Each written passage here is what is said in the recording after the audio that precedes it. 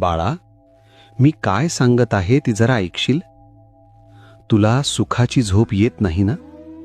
शरीर थकलंय पण मन थांबत नाही. डोळे मिटतोस पण चिंता उघड्याच राहतात. कालचं ओझं आणि उद्याची भीती दोन्ही उशावर बसलेली असतात. ऐक बाळा, झोप येण्यासाठी मन शांत असणं गरजेचं आहे. आणि मन शांत होण्यासाठी विश्वास लागतो. आज झोपण्याआधी सगळं माझ्या चरणी ठेव.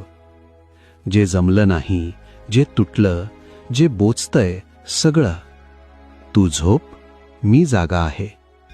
तुझी काळजी आज मला घेऊ दे. भिऊ नकोस, मी तुझ्या पाठीशी आहे. आणि हो, जर हे शब्द ऐकताना तुझ्या मनावरचं ओझं थोडंसं तरी हलकं झालं असेल तर आधी लाईक कर, मग श्रद्धेने कमेंट